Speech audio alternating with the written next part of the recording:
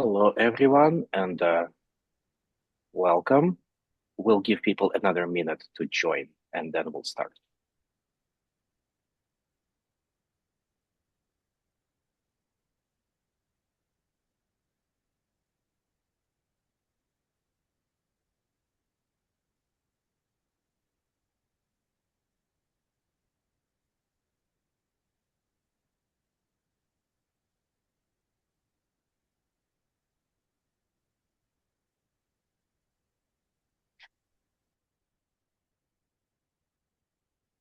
All right, a fair amount of our members joined, so we can begin.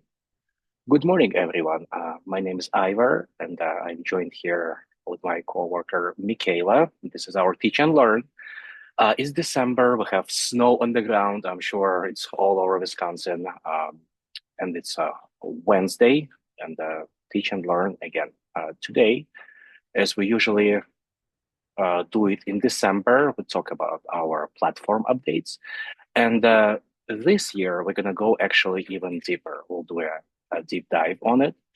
And who is to talk about that if not our engineers? We are joined today by Josh and Eric, and I will let them introduce themselves. But before they begin, a couple housekeeping notes. You can ask your questions in chat, or you can unmute yourself and ask them as engineers are presenting. And this presentation is being recorded, and everyone will receive a link to the recording within the next day or two. And with that, Josh and Eric, take it away. Hello, everyone. My name is Eric Hammons. I've been on WiscNet's engineering team for about 3.5 years now. Josh? Hey, Josh Gorton. Next week is my 10-year WiscNet anniversary. So quite a few years at WiscNet, and I've really enjoyed it. All right. To get us started, we're going to go through a few of our network updates that we've had over the last few months. Some of you may have seen a similar presentation at WiscNet Connections. So to start off with layer 3 routing updates, we added a line card in at our Minneapolis hub location. This is one of the locations where WiscNet's network can be seen as, the edge of our network. So it's very important to have hardware redundancy at this location. So we have the major traffic directions here now mapped to multiple physical cards. As you can see on the top, we have two routing engine cards. Those are sort of the brain of the MX304, which we have at most of our MX sites now. There is the option to add a third line card, which we intentionally didn't do, mainly for the reason this gives us added flexibility, and I'll touch on that later as to why that might be important and helpful. But if you look at the card that's sticking out on the lower right in the photo, you can see the large heat sinks. Modern routing platforms are beginning to use pretty high power optics, so pluggable transceiver modules to connect to other devices, and those produce a lot of heat. So that's really one of the biggest design considerations right now on modern platforms is how to dissipate heat. But this also increases our capacity at this site. Moving on to QFX updates. This is our line of 1RU switches that we have. We have around 40 sites around the state where we have one of these devices. The reason why we're upgrading these is the QFX platform has two models that we have deployed, the 5100 and the 5110. The 5100 is a has about 48 10 gigabit per second ports, but does not have 100 gig capability. The 5110 has 4 100 gig ports on the right.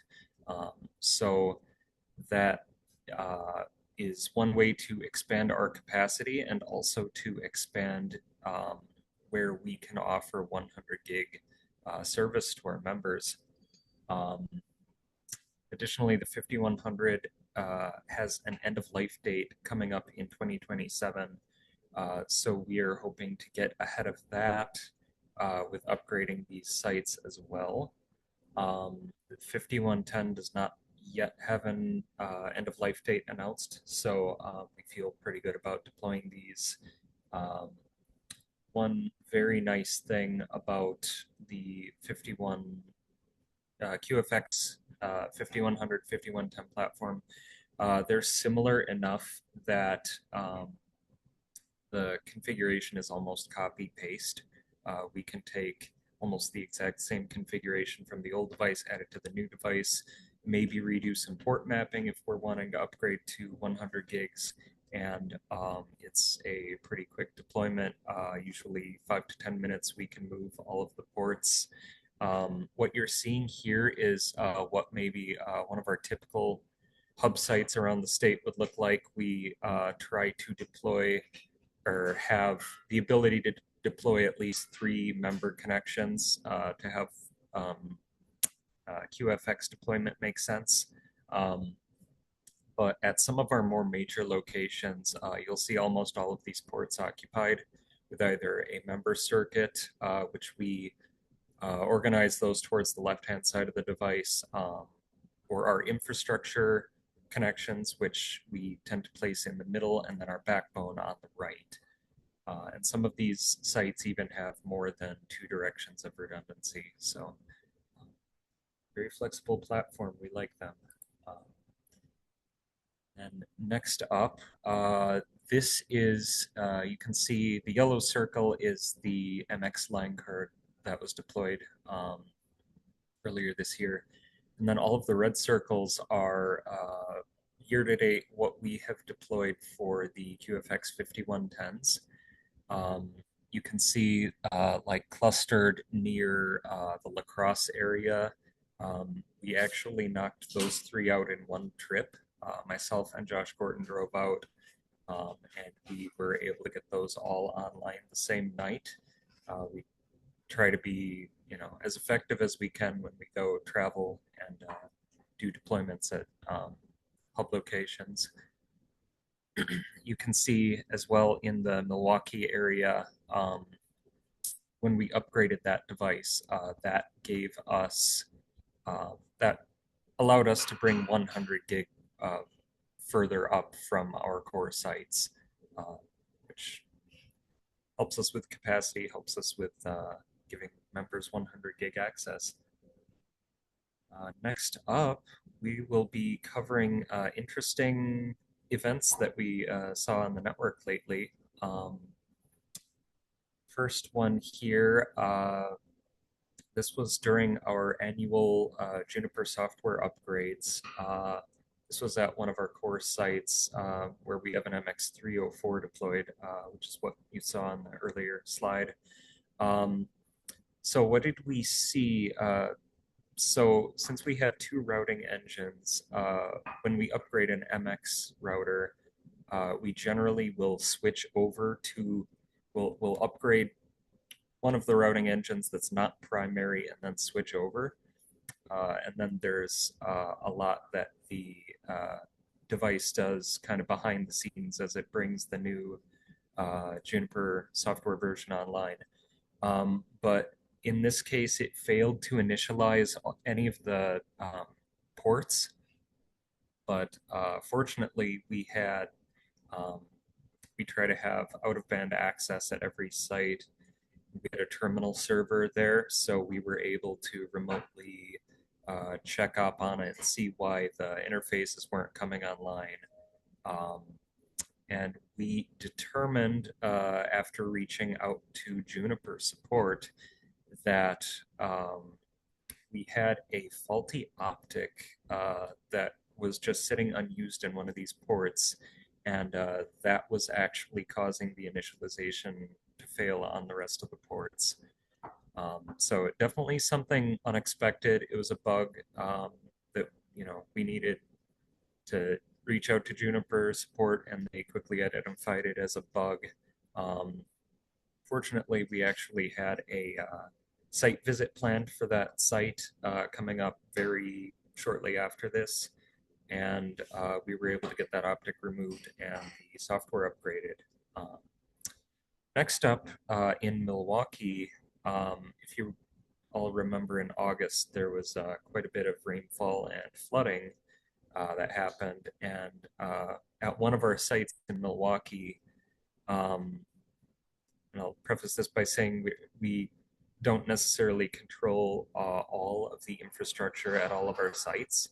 So in this case, we lost commercial power at the site, and our generator did not kick on. So for the first time in a while, we were running purely on battery power at this site for about an hour before someone was able to go out and check up on the generator.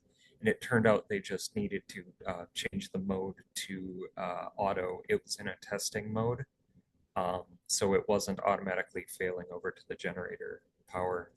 But once that got resolved, the batteries charged back up, obviously, and brought that back to a healthy state fairly quickly. Next up, also in Milwaukee, we observed some very odd fiber impairment. So what we have at this location, between the A and the Z side of this circuit, we're taking kind of the long way around Milwaukee, just to give us added fiber resiliency. But noting that this is going through a lot of locations, lots of fiber in the ground, lots of road construction. It's been repaired quite a few times, and there's lots of opportunities for unknown things to happen. You can see what we have for this photo is a graph showing the received light level on one side of this circuit. And ordinarily you'll see pretty consistent. Sometimes it'll hover around the same amount of loss over time. In this case, over the course of a few days, about a week, you can see that the loss gradually increases, gets better, and then increases more sharply down to the point where we were actually losing our connectivity here. And then it gradually increased back to where our link came back up, and we felt good about bringing this circuit back into production. One of the nice things with situations like this, with either hard fiber cuts or fiber impairment, is that we have multiple directions of redundancy. So if a backbone link is struggling, like you can see here, we can just increase the cost for that link, and that will effectively shed traffic off of that link that is taking it.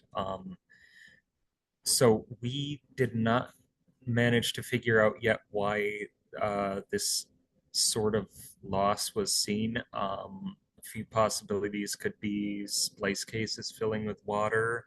That sometimes happens. They're built to try and keep water out, but something sitting in the ground over many years, eventually things fail. That's just something that happens. Or it could have possibly been a kink in the fiber that could be jostled later by like maybe construction equipment nearby, if that's shifting the dirt or conduit around. Hard to say what exactly happened, but that's most of what we have for that. Next update will be our peering in transit. So what is peering? Essentially, we try to connect to other networks in as best a way as we can. Um, the best thing you can do in this case is to run a private network interconnect. This would be a situation where we have, like, let's say, Google. Google runs their own private network and has points of presence around the country, like, say, in Chicago, for example. Um, and in that case, we can directly connect our network to Google's network and exchange routes. And what this does is for both of us, it means we are um, uh, shedding traffic off of paid links, um, and no money exchanges hands when we create an interconnection like this. It's just purely for the mutual benefit of both networks. We have a few 100 gig interconnects coming down the pipe. Apple has been fairly hot on the links that we have currently. We have 4 by 10 gigabits per second in Chicago. And then we have 2 more links up in Minneapolis. Um, and the links are becoming, uh, depending on what's going on, like say if Apple is updating things, these links can get close to saturation. So we're hoping to deploy the first 100 gig PNI to Apple coming up this next week. Um, Chris Wopat, our other engineer, and Josh are going to be in Chicago helping to install some next-gen optical equipment, which Josh is going to touch on later. Facebook is also one of these, or Meta, as they're now known. That was one we were hoping to get turned up soon. Additionally, Akamai, they're a content distribution network. So a lot of web services will use something like Akamai to get their content around the internet rather than running their own private network. So we intend to actually turn up a second 100 gig connection to them shortly. And with when we can have multiple of these connections, what we're trying to now do is using our optical transport, we're trying to actually land some of these connections at the 900 Kingsbury site, which is where the Big Ten Academic Alliance has a shared router that WiscNet has what's called a logical system, which is essentially just a part of the router cordoned off where we can run our configuration and have ports allocated to us. What this does is this actually takes some of the stress off of our core router at Equinix in Chicago. And a lot of that load that's from the Big Ten Academic Alliance ends up getting shifted to this other device, which just keeps all of our backbone more balanced and traffic flowing smoothly. One other thing of note this year, we deployed software called Peering Manager, and what this essentially is it's a web application that helps us automate some of our outside peering configuration for BGP. So the way we're using this currently, this is only for our external BGP connections. So anywhere where we are either running a private network interconnect, like I was describing in Chicago, or also at a member location where the member would like to run their own autonomous system and announce BGP routes to us. That's another situation where we would configure using this. So one of the benefits here is it keeps our configuration up to date. It pulls information from PeeringDB, which is a site that essentially tracks a lot of these interconnect locations, like in Chicago and Minneapolis, for example. It keeps kind of a database of who's there, what routes are they announcing, etc. One of the things this helps a ton with is updating prefix lists, which is, the sort of routes that we would expect to see at these sites. And before changing this, um, before running Peering Manager, that would have been a purely manual process. We would have had to go in, update these lists manually. The way it works now is we get a reminder each week to go and run this script that will just walk through, and we can review the diff for each device that it updates. And if no updates are needed, it doesn't need to push any config. One of the nice things this does is all of this configuration is contained in what's called a group. So the configuration is just in its own section at the top level of the config. This also separates the outside BGP and the internal BGP, which our Connect Plus One members use, as well as just internal BGP confederation between our devices. And it reduces the potential for human error when we're manually copying and modifying configuration. And moving on to transit, this is how most networks will reach anywhere where they don't have peering. A tier 1 network is generally who's going to be providing transit. And that would be like Arleon is one of the large ones, formerly known as Telia, or AT&T and Cogent are other examples of this, where they can reach other networks, all of the other larger networks, through settlement-free peering. And then for transit, when an entity like WiscNet is buying transit, we need to negotiate something called commit, which is essentially the bits per second level what we expect to use. Knowing that this is cost, WiscNet developed a service called Transit Share, where we are actually aggregating some of this for some of the larger institutions like universities in other states where we're connected to via the VTAA. And this allows us to share that port cost and more effectively utilize where we have ports to companies like Arleon, where we need to pay for that service.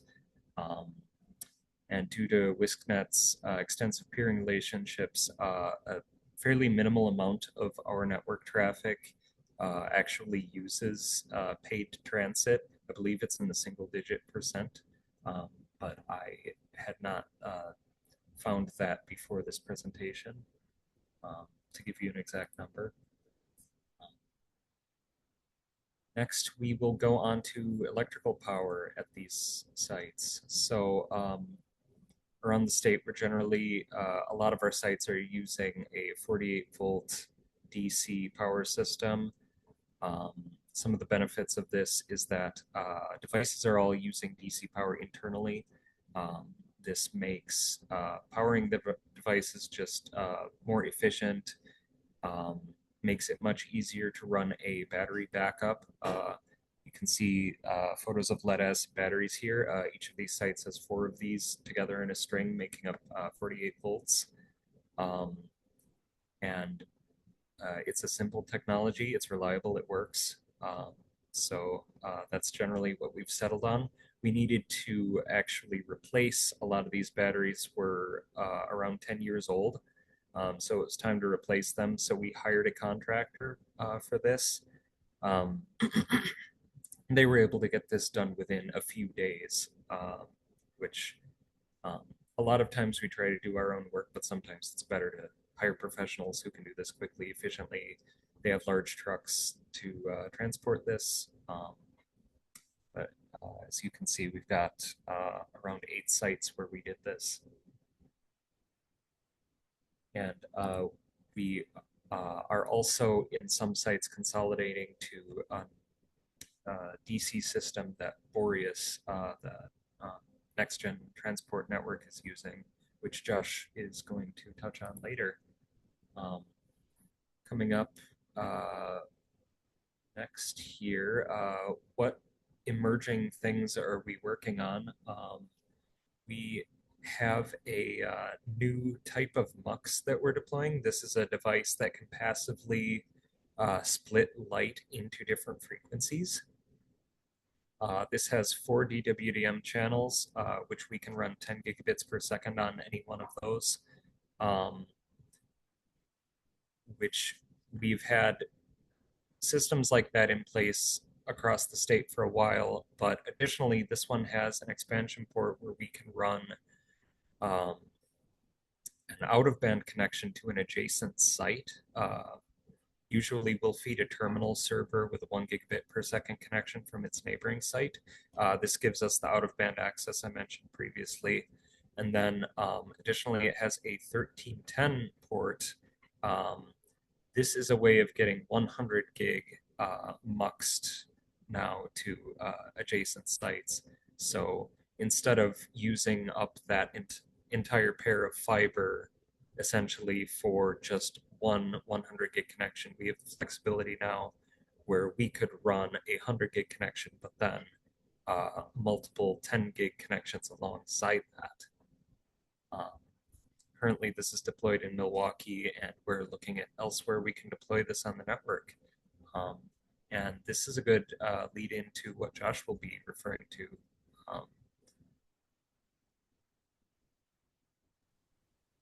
Thank you, Eric. So we're going to do a bit of a transition. Eric covering kind of the network updates in the last few months, what we've been doing out in the field. And I'm going to be talking about optical platforms.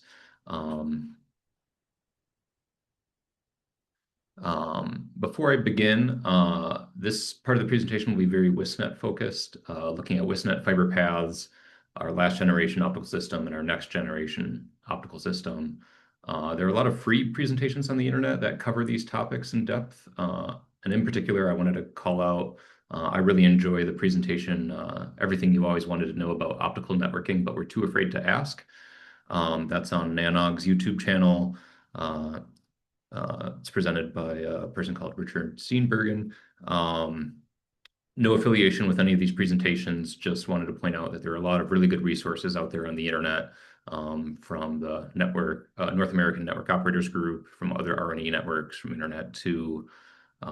You should go look those up if you find this presentation interesting. And then also a lot of vendors, put out their own technical blogs and have cool presentations. Like I think Sienna has one on submarine optical platforms, which is a really cool version of what I'm presenting today. Unfortunately, WiscNet has no plans to build any cables under Lake Superior or Lake Michigan, but that video is still worth a watch. We'll start with a quick single mode fiber overview. So single mode fiber, what is it? It's glass.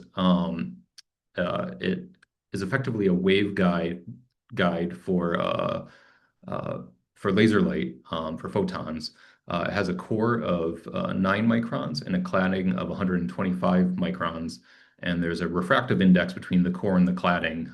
So if you've ever been underwater in a pool and looked up and seen the distortion of light, or if you've had a laser light travel through water, like in this example of a cup of water, the refractive index between the core and the cladding helps keep laser light within the core.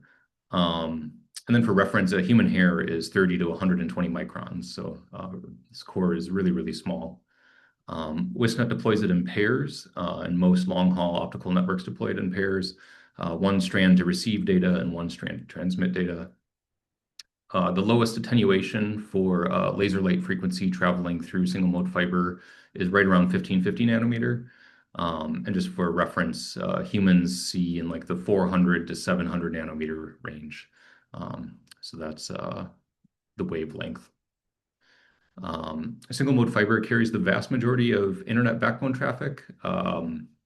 I think it's really interesting. You talk to somebody, in your family or something, and you ask, like, what is the internet? The answer might be like, oh, it's my cellular phone connection or it's my Wi-Fi at home.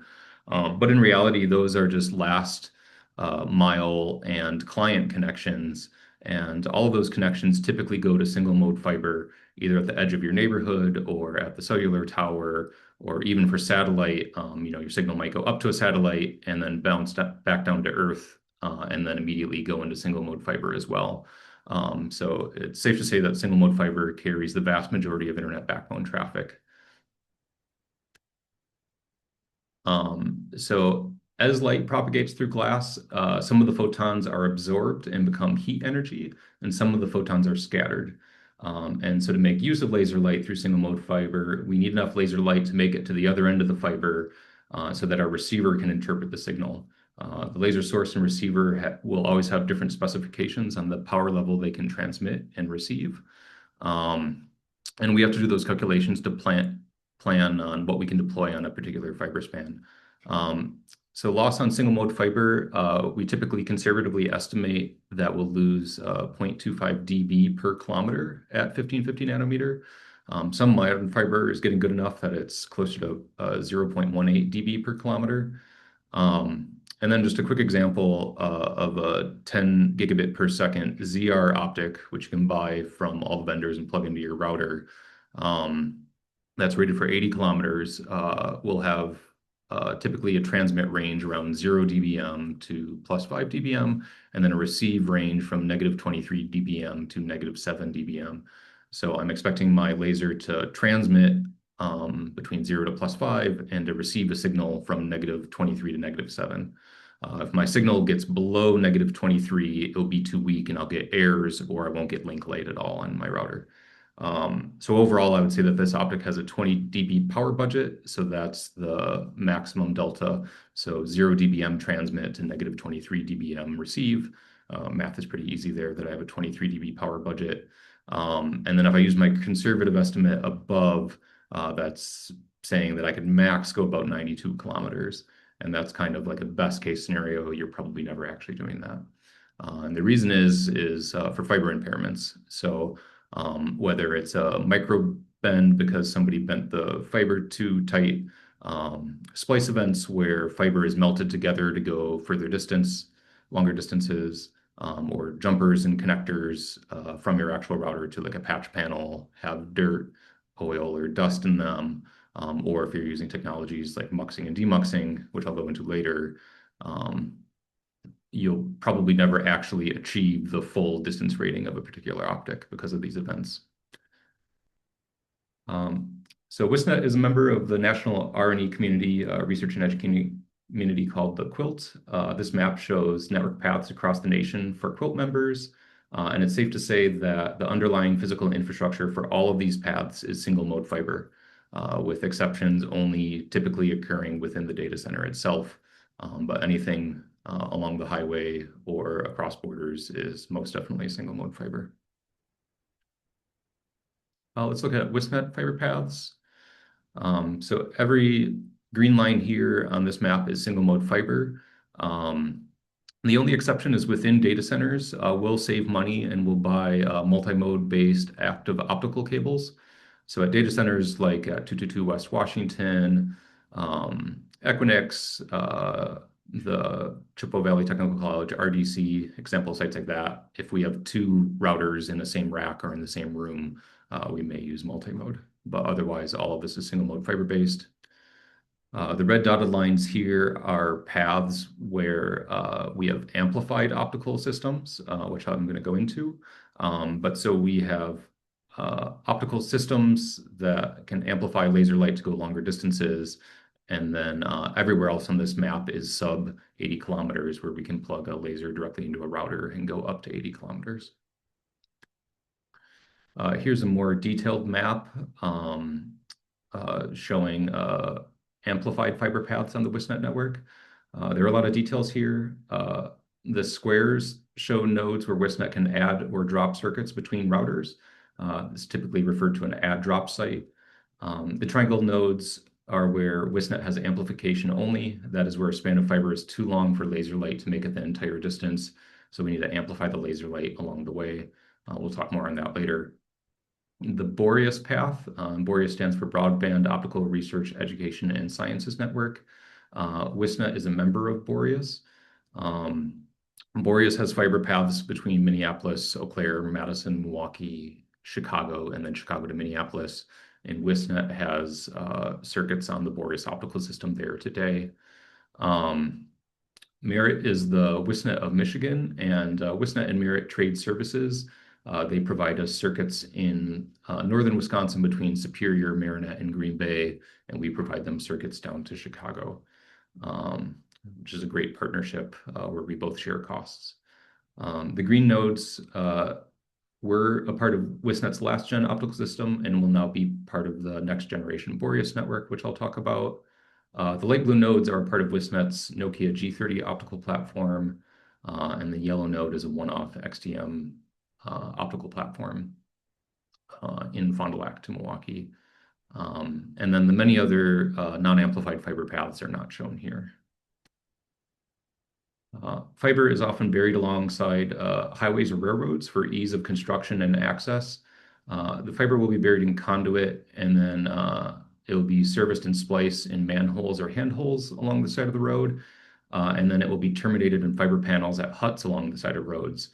You may have noticed these huts while driving. They're almost everywhere along major highways and interstates. This photo is a photo of a hut that WiscNet is co-located in. You'll typically see generators outside. There'll be battery backups inside. You'll see locked gates and doors, all very typical features of huts. You can actually see multiple doors on this hut.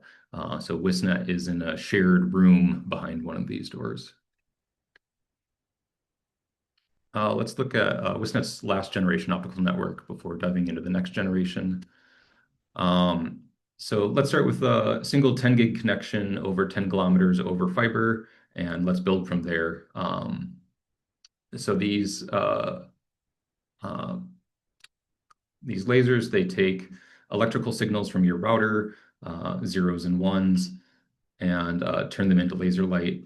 These are on-off keying lasers, which means that there is a pulse of light to signify a 1 and no pulse of light to signify a 0.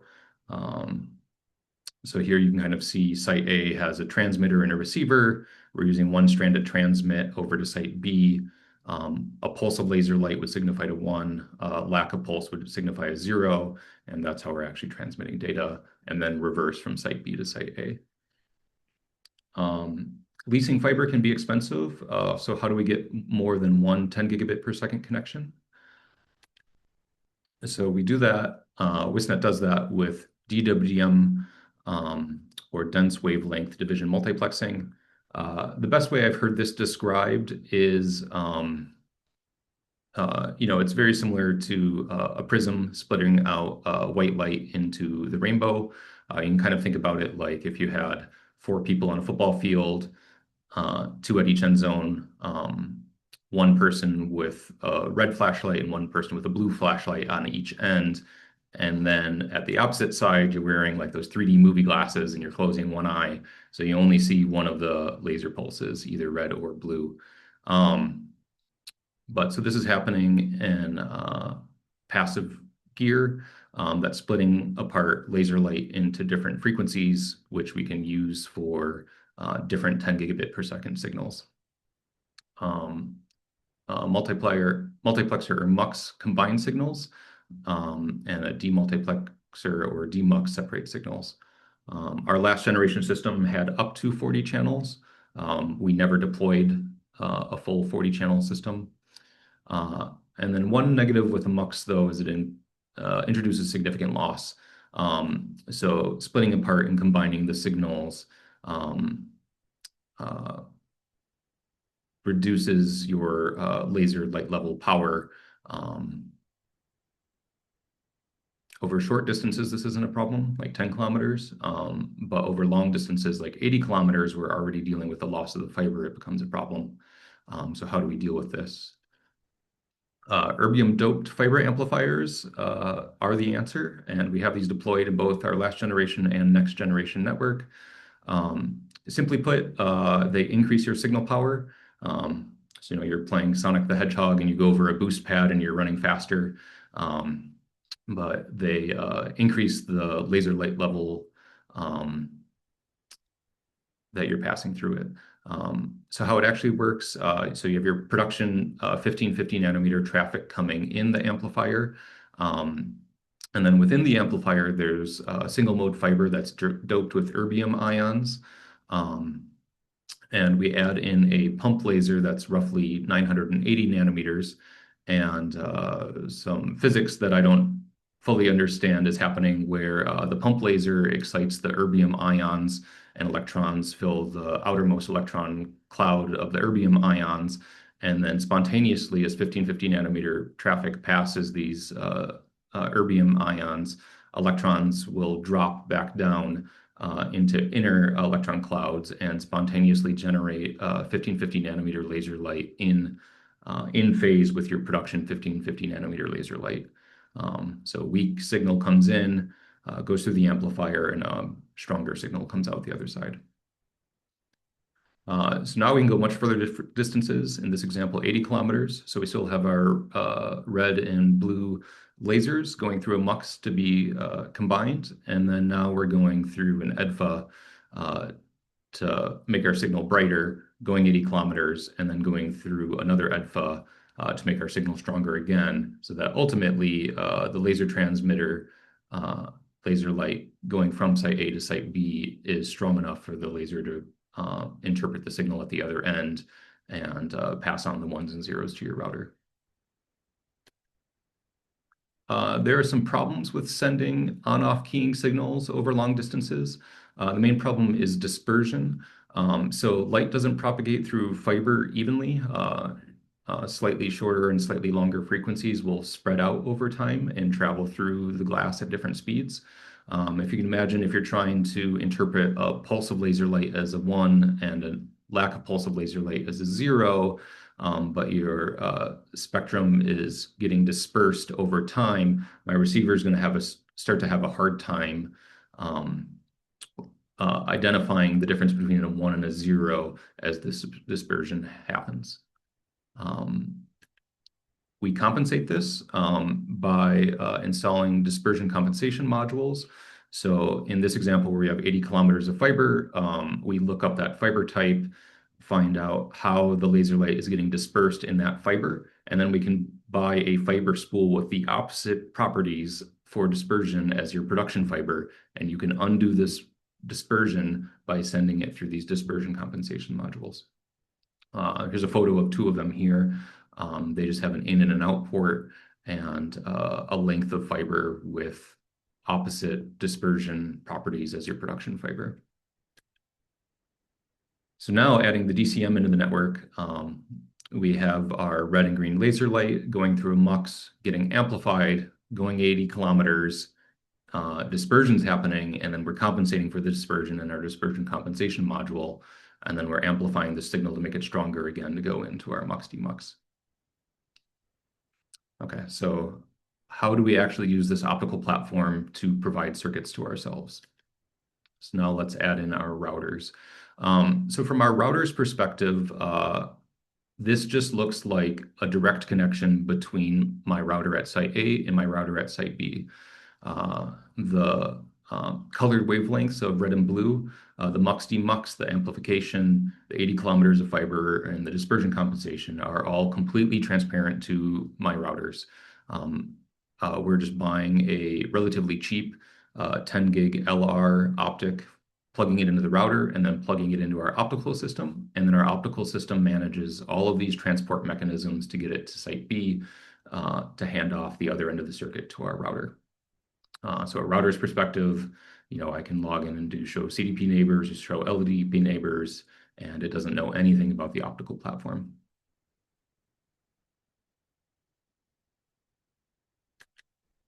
So let's look at the next generation system now and how it differs. So here is the next generation Boreas network map. WiscNet has included our Chicago, Milwaukee, Green Bay, Eau Claire, Minneapolis fiber path as a part of the next generation Boreas network. So previously on WiscNet's last generation optical platform, we were using less than 25% of the capacity of our optical system on that span. So by including this fiber path in the next generation Boreas network, we can all share this resource and all Boreas members can have an additional fiber path and we can all save money. So we're paying for a portion of the optical system instead of paying for the entire optical system.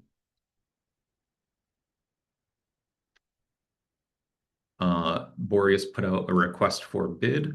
Nokia was selected as the vendor of choice.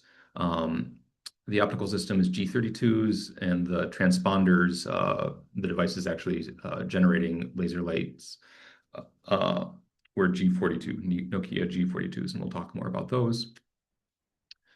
Here's a photo of the Nokia G32s and Nokia G42s in a lab. So Boreas actually received all of the hardware in one location and powered it all up and wired it to make sure it was all functional before deploying it. As a part of this lab, we had to simulate real fiber, and WiscNet actually played a role in this. WiscNet purchased lab fiber spools for the Boreas network, so we can actually test in production in the lab and simulate fiber spans. So in each of these spools is somewhere in the range of 40 to 80 kilometers of fiber, depending on the spool, coiled up. And this lets us test amplification. It lets us test all the connectivity in a better simulated way than just directly plugging them in together with a patch cable. So the next generation no longer needs dispersion compensation modules. The new transponders can handle dispersion on their own. And so dispersion compensation is now seen as a negative. It's an extra fiber length and an extra connection on the network that introduces loss. The next generation network is changing from fixed MUX-DMUX infrastructure on the WiscNet fiber span to now using reconfigurable optical add-drop multiplexers, or ROADMs. ROADMs can change on demand where you're sending frequencies, which port of the ROADM you're sending frequencies. So in a fixed MUX, a fixed channel is dropping to fixed ports. ROADMs use wavelength selective switches to effectively steer light to where you want it. So in this example, in site A, we have the same red and blue frequencies, but at site B, we're choosing to drop the blue light to a transponder, and we're choosing to express the red light over to site C.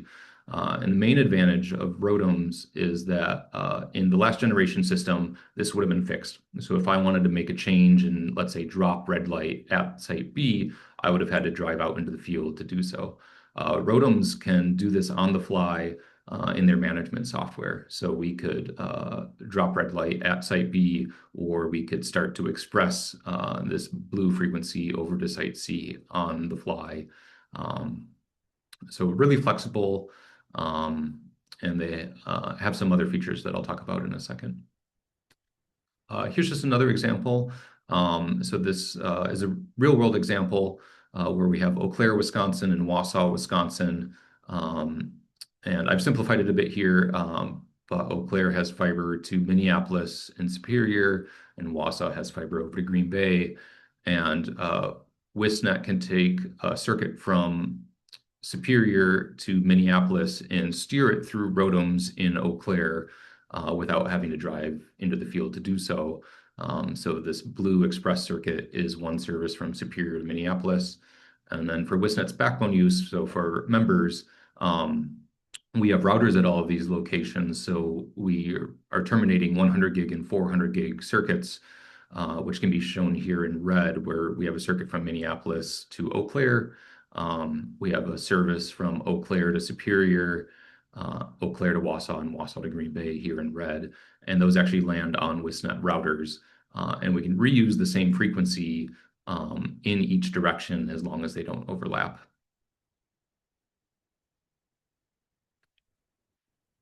An additional feature of these ROADMs is that they're flex grid. What does that mean? So in our last generation network, the mux demux system was fixed. Fixed meaning that the width of your spectrum for any given service cannot change. So typically 50 gigahertz, but there are other fixed systems, 75 gigahertz, 100 gigahertz, and so forth. These new ROADMs are not fixed. So you can define on the fly how much spectrum you're giving to a particular service. The big advantage here is that as new technologies come out, in general, they need more spectrum in order to provide the higher capacity. So where you used to have 50 gigahertz services and then you had 100 gigahertz services, now there's 112.5 gigahertz services, 150 gigahertz services, and they're predicting larger services in the future. And these ROADMs can change their channel widths on the fly. So I can have a 50 gigahertz signal right next to a 100 gigahertz signal, right next to a 200 gigahertz signal. And I can space them out so that they butt up right next to each other so that we effectively use the spectrum. The next generation network also has an additional amplification method. So in addition to EDFA amplification, where we amplify with erbium doped glass, we are introducing Raman pumps. And what Raman amplification is, it uses stimulated Raman scattering. So we're actually using the fiber in the ground, so the fiber between sites, as the gain medium. So we're sending in 4 pump lasers into a coupler into the production fiber to amplify 1550 nanometer traffic instead of using a spool at each of the add drop or amplification nodes. So we are using Raman pumps along with EDFAs together for improved performance. The next generation optical system also includes optical time domain reflectometers. An OTDR is a testing tool that sends pulses of light down single mode fiber and waits to see reflections get bounced back towards the testing unit. And you can detect things like fiber cuts, a backhoe hitting your fiber, or water freezing in a splice case. And it can also just detect things like patch cables on the side of the road and other impairments. OTDRs have really come down in cost, and OTDRs are also now able to be purchased with a optical switch, so that you can have one OTDR with 4 strands of fiber connected to it, and you can switch between, or I'm sorry, 8 strands of fiber connected to it, and you can switch between those 8 strands. So you can have one OTDR for 8 strands of fiber in this example. So at a site like Eau Claire, we can have one OTDR and we can have 2 strands to Minneapolis, 2 to Superior, 2 to Wausau, and 2 towards Toma. And we can troubleshoot our fiber remotely. Hopefully this will allow us to greatly reduce outage times for a particular fiber path, as we can take an OTDR immediately when there's a fiber cut, and then email or call the provider to say, hey, there's a fiber cut, X kilometers or miles north or south or west of this particular location. So next generation transponders. So far I've been talking about 10 gigabit per second on-off keying transponders. The next generation network will not be using any on-off keying technology. The technology is coherent. WiscNet has been buying 200 gigabit per second to 600 gigabit per second coherent transponders now for a few years. Coherent can coherent transponders can encode data in multiple ways to increase bit rate dramatically. So we have two polarizations. We can adjust the phase and amplitude. So now instead of just 1, 1 or 1, 0, we can encode multiple bits in the data stream at once. So what WiscNet has been purchasing for the last few years is Nokia CHM2Ts. It used to be Infinera, but they were purchased by Nokia. The CHM2T has two 600 gigabit per second line ports and 100 and 400 gig client services. So we can provision 100 gig circuits to our backbone routers and 400 gig circuits to our backbone routers. With the asterisk here that that's in ideal situations. So we can do 600 gigabits at very short distances, 500 gigabits per second at longer distances, and so forth. So for some real world examples, we have 400 gigabits per second modulated between Superior, Wisconsin, and Minneapolis.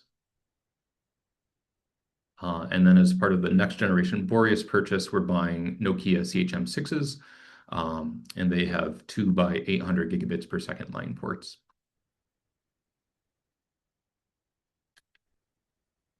Here's a photo of some of the next generation hardware actually deployed. This is in Eau Claire, Wisconsin.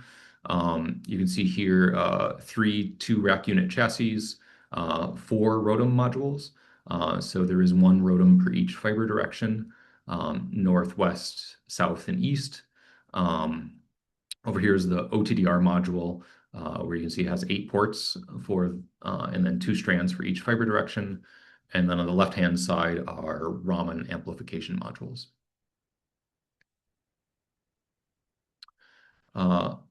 One of the biggest design considerations for us was that all of these systems should be interoperable and we should not have vendor lock. So I'm happy to say that what WiscNet has been buying, which is the 600 gigabit per second CHM2Ts, the next generation Boreas infrastructure, our partner Merit's infrastructure. All of these systems are interoperable. WiscNet plans on using our existing transponders over the next generation Boreas hardware. Boreas hardware could run over WiscNet's infrastructure. There are no plans for that today. Merit and WiscNet have plans to interop our systems. And we're also talking to other like entities about using our infrastructure to try to recoup costs, save money, share the platform. But nothing I can quite talk about there yet. But none of these systems are license locked. I can take a Merit ADVA brand transponder and put it on our Nokia system without paying licenses. So where's the future of this? So today, there are bespoke transponders in the optical system to actually put laser light on the long haul system. In the future, we're hoping to buy pluggables that go directly into our routers. So 100 gig and 400 gig ZR is what those are called in the industry. And so we can take a laser light directly from say a Juniper MX304 that Eric was talking about earlier and send laser light directly into our optical system and go hundreds or thousands of kilometers with those pluggables. And then heat dissipation, like Eric mentioned, is the biggest factor there. So in this example, and I made sure this was public before posting it here, these 400 gigabit per second Juniper MX304 ports can use up to 22.5 watts, which is really high. Most of the pluggables that you buy for like 10 kilometers or shorter are in the low single-digit watt usage. Almost all of the next generation Boreas gear is DC powered. Here's just some examples of G32s, G42s plugged into a DC system in Milwaukee. And that is all I have. Any questions?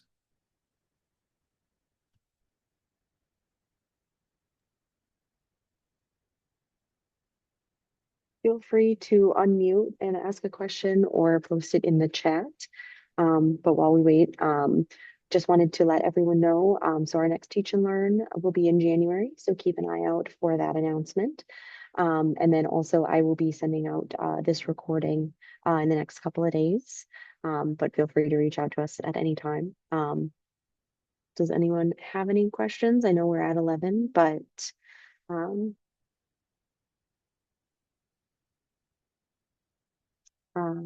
Mike asked, who programs your weather maps?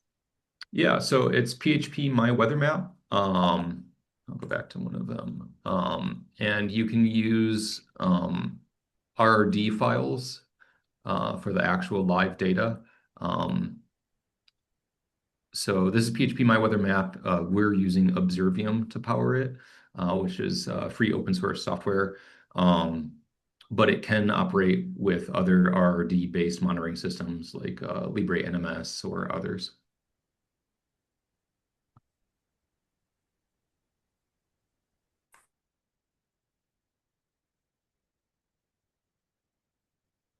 Great question. Any others?